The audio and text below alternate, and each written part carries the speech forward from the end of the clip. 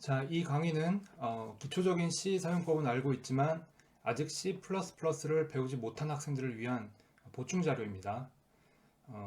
저는 개인적으로 C 문법이나 뭐 언어 같은 것보다는 그 사용할 때 필요한 어떤 이런 개념들을 일찍 머리에 집어넣는 게 중요하다고 생각하기 때문에 나는 뭐 아직 어떤 언어를 안 배웠기 때문에 딥러닝을 배울 수가 없어, 혹은 나는 뭐 아직은 못해 나중에 해야지, 이런 생각을 갖는 것보다는 현재 알고 있는 것을 최대한 활용해서 다른 지식들을 받아들이는 게 중요하다고 생각을 합니다. 그래서 아직 그 C++ 스타일에 익숙해지지 못한 학생들을 위해서 이 feed forward를 다시 C 스타일로 구현을 하고, 다음에 이어서 그 C 스타일로 구현된 코드를 다시 C++ 스타일로 바꾸는 과정을 한번 보여드리겠습니다. 자, 그래서 이게 방금 전에 작성한 C++ 스타일 코드인데 전부 삭제하고 다시 한번 시작을 하겠습니다. 전부 지웁시다.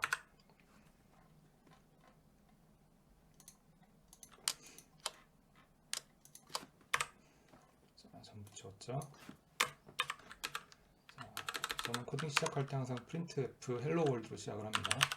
printf 이렇게 hello world 예제에서 시작을 하겠습니다. 자, 먼저 해야 될 게 뉴런의 속성을 결정하는 변수들을 정의를 해줘야 되겠죠. 그래서 뉴런. 자, 우린 지금 단일 뉴런의 입력기 하나고 출력이 하나인 경우를 다루고 있습니다. 그래서 강의에서 설명을 했듯이 더블로 입력에 곱해질 웨이트 값 인풋, 그래서 입력이 들어올 때 어떠한 가중치를 곱해줄지 결정하는 값이죠. 그래서 웨이트가 많을 경우, 입력이 많을 경우에는 웨이트도 같이 많아지고 그때는 어레이를 사용하게 된다 라고 말씀을 드렸고, 나중에 다시 설명을 하겠습니다. 그 다음에 바이어스 값이 필요하다고 그랬죠. 그래서 바이어스 값은 입력이 많아지고 웨이트 값이 거기에 맞춰 많아져도 바이어스는 하나다 라고 말씀을 드렸습니다. 자, 그래서 웨이트와 바이어스를 통해서 이 뉴런의 어트리뷰트들, 속성들을 결정을 해줬죠. 자, 그 다음에 우리가 강의에서 기억을 해야 될 것은 맨 처음에 입력이 들어오면은 그 입력의 가중치를 곱하고 싹 더한 다음에 거기에 다시 또 바이어스를 더해서 affine sum을 만든다고 그랬죠. 그리고 affine sum 시그마가 만들어지면은 액티베이션 펑션을 거쳐서 출력 y가 된다고 설명을 했습니다. 그래서 그거를 다시 한번 적어 볼게요. 그래서 결과적으로 우리가 얻고자 하는 것은 아웃풋 y가 되겠죠. 아웃풋 y는 액티베이션 펑션에서 affine sum 시그마를 거치는 값이고, affine sum은 w 입력 여기 input x겠죠. input x에다가 바이어스 하나를 더한 이런 형태가 되겠죠. 자, 그래서 지금 코드에서는 입력이 하나이기 때문에 이런 형태로 정리가 됐고, 만약에 입력이 여러 개일 경우에는 이렇게 이런 식으로 w1 이런 식으로 확장이 된다고 말씀드렸습니다. 이렇게 확장하는 것은 이제 나중에 다시 설명을 하겠습니다. 자, 그러면은 우리가 가장 먼저 코딩을 할 때는 가장 먼저 이렇게 작은 것부터 해야 되겠죠. 그래서 먼저 시그마 계산하는 부분을 만들겠습니다. 더블 시그마는 다가 input x 플러스 b 이렇게 돼야 되는데, 아직 우리가 input x를 정의를 안 해줬죠. 정의를 해주지 않았죠. 그래서 더블 이렇게 정의를 해주겠습니다. input은 나중에 값을 정하도록 하고, 일단 코딩할 때는 이렇게 일단 적어 보겠습니다. 그리고 우리가 알아야 되는 것은 보통 수식은 x 뭐 이렇게 쓰는데 저도 상당 경우 그렇게 x를 바로 쓰는 경우가 있어요. 그런데 이제 내 코드를 다른 사람이 읽을 경우를 같이 고려한다면은 이렇게 뭐 간단한 x 같은 굉장히 많이 쓰이는 짧은 변수명보다는 이렇게 직관적으로 의미를 알 수 있는 input 뭐 이런 이름을 써주는 게 좋습니다. 자, 그럼 우리가 여기서 이제 input으로부터 find_sum 시그마를 구하는 것은 했죠. 그럼 그 다음에 해야 될 일은 요 액티베이션 함수 f를 결정하는 것이겠죠. 그래서 요 f 값도 액티베이션이니까 액티베이션은 어떠한 함수 f에다가 시그마를 넣어주는 거겠죠. 시그마를 넣어주는 걸 텐데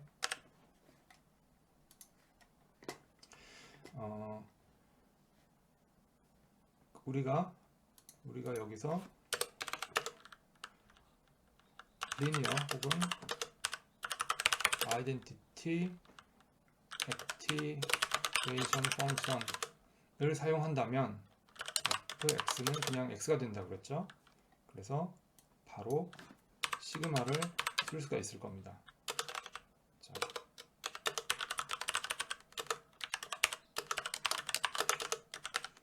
이렇게 할 수가 있겠죠. 이 부분은 조금 이따 다시 코드 정리하면서 설명을 이어가겠습니다. 그리고 우리가 그 다음에 결정을 하고 싶은 거는 아웃풋은 이런 형태가 되겠죠. 자, 아웃풋 y 뭐 이렇게 적어줄 수도 있겠죠. 여기 아웃풋 y는 이런 일련의 과정을 거쳐서 이 수식을 그대로 구현을 했습니다. 그래서 수식으로 보면은 이해가 좀 잘 안 되는 경우도 있는데 대부분의 경우 이 수식을 코드로 옮겨놓고 나면 굉장히 간단합니다. 특히 미적분 같은 게 들어있을 경우 좀 겁을 먹는 경우가 있는데 이제 잘 정리된 식을 보면은 구현하기는 생각보다 그렇게 어렵지가 않습니다. 자, 그래서 주어진 인풋에 대해서 아웃풋 y가 어떻게 나오는지를 y는 지워주고 y가 어떻게 나오는지를 뭐 바로 테스트를 해봐도 되겠지만 이제 이 코드가 지금 좀 정리가 필요한 상태죠. 그래서 지금 제가 사실 가장 먼저 하고 싶은 거는 뭐냐면은 요 액티베이션 펑션 f를 별도의 함수로 꺼내는 거예요. 왜냐하면은 많이 사용되거나 혹은 다양한 액티베이션 펑션을 사용할 수도 있기 때문에 이건 별도의 함수로 분리를 좀 했으면 좋겠습니다. 자, 그래서 get activation 하고 입력은 x. 자, 이렇게 해주면 되겠죠.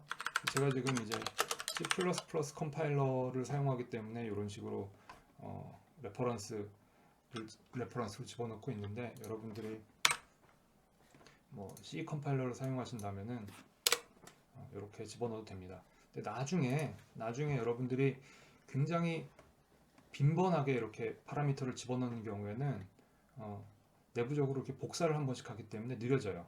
그러니까 get activation 펑션이 만약에 정말 그 내가 만든 프로그램에서 많이 호출이 된다. 그럴 경우에는 이렇게 파라미터를 집어넣을 때 레퍼런스로 넣는 것이 좋습니다. 이렇게 넣을 경우에는 변수를 새로 선언하는 것이 아니라 그 메모리를 같이 사용하는 것이기 때문에 훨씬 빨라집니다. 그래서 그 점을 인지를 하고 계시면 좋겠습니다. 여기서는 일단 C 스타일이니까 두고 사용을 하겠습니다. 그 다음에 액티베이션 펑션 f는 어떤 x 값이 들어와서 액티베이션 값 fx를 리턴을 해야 되죠. 그래서 더블 값을 리턴하는 것으로 바꿔주겠습니다. 자, 그래서 linear 혹은 펑션일 경우에는 return x를 그냥 해주면 되죠. 그 다음에 렐루라고 부르는 형태는 0과 x 둘 중에 더 큰 값을 리턴하는데 이런 경우에는 보통 매크로 선언에서 많이 사용을 합니다. 그래서 매크로 만들어 주겠습니다. 자, 이렇게 a나 b가 들어오면은 둘 중에 큰 값을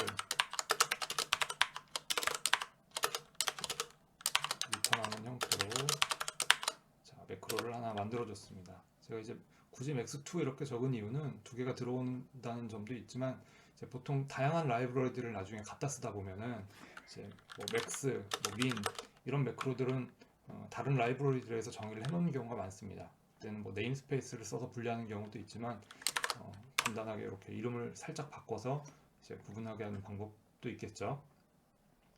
다음에 매크로 정의하실 때 보면은 이렇게 변수를 이제 괄호로 쌓아주는 경우가 많아요. 그 이유는 뭐냐면은 요 A에 들어오는 게 변수로 깔끔하게 하나가 들어올 때는 뭐 별 문제가 없는데 이 안에 어떤 뭐 1 더하기 3 뭐 이런 수식이 들어올 경우에는 그게 계산이 된 값이 반영이 돼야 되는데 이제 괄호가 없을 경우에 매크로는 이 코드 자체를 그대로 복사해서 붙여서 컴파일을 다시 하는 방식이기 때문에 문제가 생깁니다. 그래서 매크로 정의할 때는 변수명의 괄호로 쌓아주는 버릇을 들이는 게 좋습니다. 사실은 변수가 아니고 어떤 입력 문자 열과 비슷한 그런 개념입니다. 자, 그래서 만약에 옐로를 사용한다면은 이렇게 max2에 x 자, 이런 식으로 하면 간단하게 액티베이션 펑션을 교체할 수가 있습니다. 마찬가지로 뭐 시그모이드를 구현하고 싶다 그러면은 엑스포넨셜 펑션을 사용해서 집어넣으면 되는데 요즘에 시그모이드는 그렇게 많이 사용되지 않는 경향이라고 제가 들었기 때문에 일단 이 정도로 넘어가겠습니다. 자, 그래서 방금 우리가 액티베이션 펑션을 정의를 했다면은 이번에는 자, 이렇게 해서 사용을 해주면 되겠죠. 자, 지금 아이덴티티 액티베이션 펑션일 경우에는 fx가 바로 그냥 x로 튀어나오는 방식이기 때문에 상황인데도 불구하고 굳이 액티베이션 펑션을 만든 이유는 나중에 여러분들이 이렇게 단순한 형태보다 단순하지 않은 형태들을 구현할 경우가 많아지기 때문입니다. 그리고 한 가지 더 말씀을 드리면은 나중에는 이 액티베이션 펑션을 그 복잡한 뉴럴 네트워크의 레이어마다 다양하게 사용할 수가 있어요. 그럴 때는 이 레이어는 이걸 썼다, 저 레이어는 저걸 썼다 이렇게 바꿔치기를 할 수가 있습니다. 그래서 나중에는 어차피 이렇게 함수를 별도로 선언을 해서 사용해야 되기 때문에 제가 지금부터 이렇게 설명을 드리고 있습니다. 그 다음에 아웃풋은 이렇게 나오고 있죠. 자, 이렇게 봤는데 출력값을 또 우리가 뭐 0, 1, 2 그러니까 인풋이 0, 1, 2 뭐 이런 다양한 값에 대해서 출력을 해보려고 하는데 그럴 경우에는 얘네들을 반복해서 코드를 뭐 이렇게 치면은 굉장히 코드가 지저분하고 효율이 떨어지겠죠. 그러니까 이번에는 다시 이 부분도 한번 함수로 묶어주겠습니다. 자, 그러면은 아예 get forward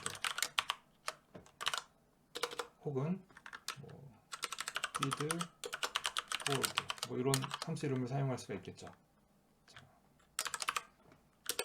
자, 그래서 여기서는 이 feed가 동사니까 feed forward 이렇게 한번 이름을 붙여봅시다. 그래서 임의로 const double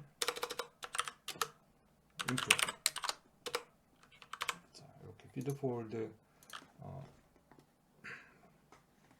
함수를 정의를 해줬고 사실 이 feed forward도 나중에 더블로 아웃풋을 리턴을 해야 되겠죠. 그러니까 아웃풋 이런 형태가 돼야 되겠죠. 그래서 이 아웃풋을 결정하는 과정이 이 함수 안에 들어있으면 되겠죠. 자, 그러면은 이럴 경우에 함수로 만들어서 뺄 때는 보통 긁어다 붙이죠. 자, 이렇게 긁어다 붙입니다. 자, 그러면은 이때 요 W하고 B가 정의가 안 돼 있죠. 그러니까 뉴런에 따라서 피드포월드가 값이 어떤 값을 리턴할지가 달라지는 거예요. 각각의 뉴런에 대해서. 그래서 결국 구현을 하고 다듬다 보면은 객체지향으로 가게 됩니다. 일단 여러분들이 이제 특정 언어에 종속되는 것보다는 이 뉴럴 네트워킹의 개념을 이해하는 것이 중요하기 때문에 이렇게 그 뉴런의 속성을 전역 변수로 빼주겠습니다. 빼줍시다. 대신에 우리가 여기서 initialize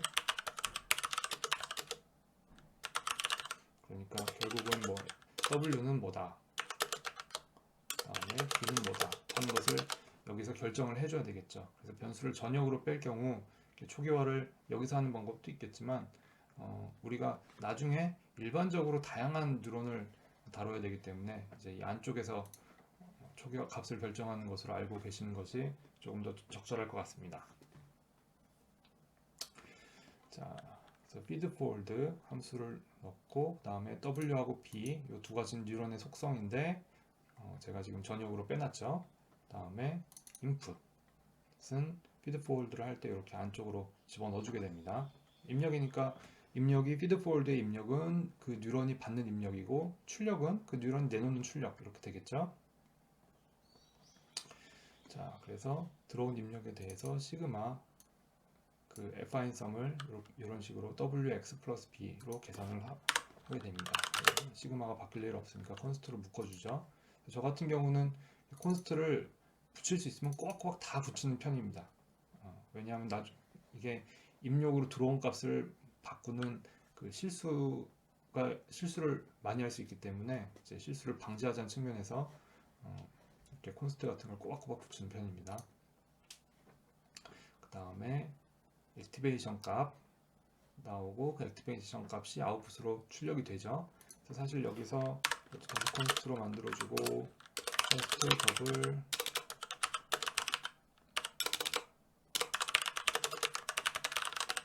이렇게도 구현을 할 수 있지만 얘가 얘고 다음에 얘가 일로 와서 다시 얘일 경우에는 그냥 이렇게 넣어줘도 되겠죠. 이렇게 간단한 형태로 한번 정리를 해봤습니다. 그러면은 우리가 결과적으로 갖고 싶은 아웃풋은 feed forward에 대해서 input 자, 이런 형태가 되겠죠. 자,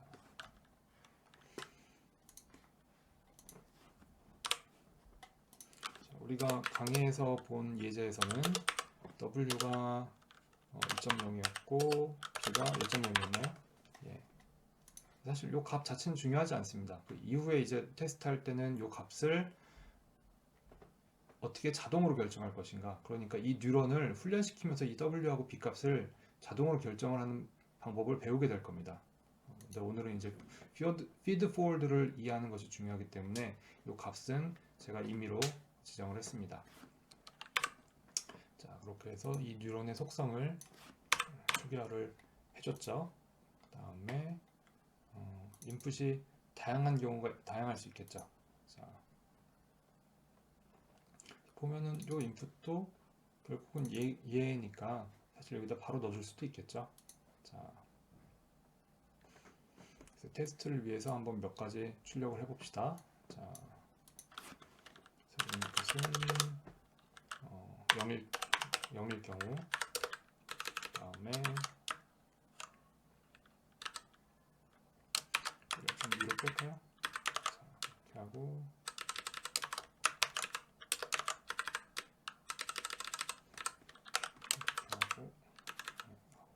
아웃풋은 인풋. 자, 그 다음에 출력 표준 버튼도 있어요. 우리가 확인을 할 수 있겠죠.